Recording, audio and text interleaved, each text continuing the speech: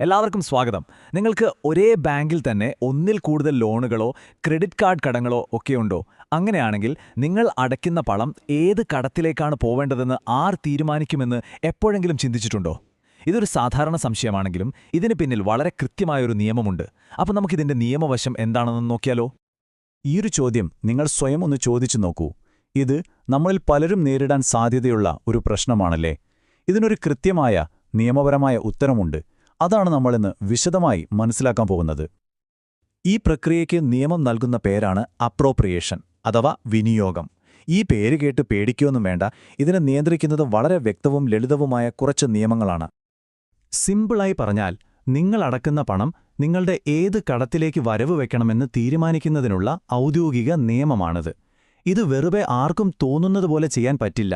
Indian contract act 1872 നിയമങ്ങൾ അനുസരിച്ചാണ് ഇതെല്ലാം നടക്കുന്നത്.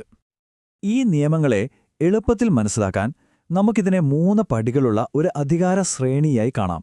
അതായത്, ആരാണ് ആദ്യം തീരുമാനമെടുക്കുക, പിന്നെ ആരാണ്, അവസാനമാരാണ് എന്നുള്ളൊരു ഓർഡർ. ഇത് പിന്തുടരാൻ വളരെ എളുപ്പമാണ്. ഈ 3 തലങ്ങൾ ഏതൊക്കെയാണെന്ന് നോക്കൂ. ഒന്നാമതായി, പണമടയ്ക്കുന്ന നിങ്ങൾക്ക് തിരഞ്ഞെടുക്കാം. ഇനി നിങ്ങൾ ഒന്നും പറഞ്ഞില്ലെങ്കിൽ ബാങ്കിന് തീരുമാനിക്കാം. രണ്ടുപേരും ഒരു തീരുമാനവും എടുത്തില്ലെങ്കിലോ? അപ്പോൾ നിയമം തന്നെ ഒരു ഡീഫോൾട്ട് റൂൾ പറയും. ഇനി നമുക്ക് ഓരോന്നും വിശദമായി പരിശോധിക്കാം.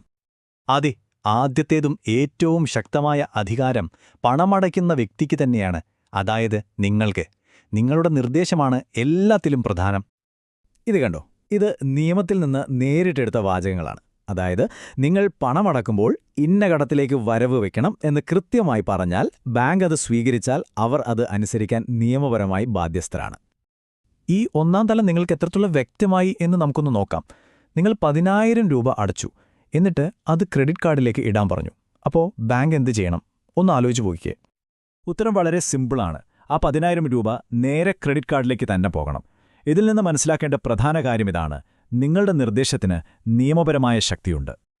ശരി, ഇനി അടുത്ത ഘട്ടത്തിലേക്ക് പോകാം. നിങ്ങൾ പണം അടയ്ക്കുമ്പോൾ യാതൊരു നിർദ്ദേശവും നൽകിയില്ലെങ്കിൽ എന്തു സംഭവിക്കും? അപ്പോഴാണ് ഈ തീരുമാനമെടുക്കാനുള്ള അധികാരം രണ്ടാം തലത്തിലേക്ക്, അതായത് ബാങ്കിന്റെ കൈകളിലേക്ക് പോകുന്നത്. നിയമം പറയുന്നത് ഇതാണ്: കടം വാങ്ങിയയാള് സൈലന്റ് ആണെങ്കിൽ പണം ഏത് നിയമപരമായ കടത്തിലേക്ക് മാറ്റണമെന്ന് തീരുമാനിക്കാനുള്ള അധികാരം പൂർണ്ണമായും ബാങ്കിനുണ്ട്. ഇവിടെയാണ് ഒരു ട്വിസ്റ്റ് വരുന്നത്. കാലഹരണപ്പെട്ട ഒരു കടം, അതായത് നിയമപരമായി കേസ് കൊടുത്ത് തിരിച്ചുപിടിക്കാൻ കഴിയാത്തൊരു കടത്തിലേക്ക് ബാങ്കിന് ഈ പണം വരവുവയ്ക്കാൻ പറ്റുമോ? അതെ, പറ്റും. ഇത് ഒരുപക്ഷെ നമ്മളിൽ പലർക്കും പുതിയൊരു അറിവായിരിക്കും. ഇന്ത്യൻ കോൺട്രാക്ട് ആക്ടിലെ സെക്ഷൻ 60 പ്രകാരം ബാങ്കിന് ആ അധികാരമുണ്ട്. നിങ്ങൾ നിർദ്ദേശം നൽകിയില്ലെങ്കിൽ കാലഹരണപ്പെട്ട കടം വീട്ടാനും ബാങ്കിന് നിങ്ങളുടെ പണം ഉപയോഗിക്കാം. ഇനി അവസാനത്തെ തലം. നിങ്ങൾ നിർദ്ദേശം നൽകിയില്ല, ബാങ്ക് അവരുടെ വിവേചനാധികാരം ഉപയോഗിച്ചുമില്ല. അതായത്, രണ്ടുപേരും നിശബ്ദരായിരുന്നാൽ എന്തു സംഭവിക്കും? അപ്പോഴാണ് നിയമം നേരിട്ട് രംഗത്തേക്ക് വരുന്നത്. ഈ ഡീഫോൾട്ട് നിയമത്തിന് പ്രധാനമായും 2 ഭാഗങ്ങളുണ്ട്. ഒന്നാമതായി, ഏറ്റവും പഴയ കടമേതാണോ അതാദ്യം തീർക്കണം. രണ്ടാമതായി, എല്ലാ കടങ്ങളും ഒരേ സമയത്തുള്ളതാണെങ്കിൽ അടച്ച തുക കടങ്ങളുടെ അനുപാതത്തിനനുസരിച്ച് വിഭജിക്കണം. ഈ ഉദാഹരണം നോക്കൂ. നിയമം എങ്ങനെ പ്രവർത്തിക്കുമെന്ന് വളരെ വ്യക്തമാണ്.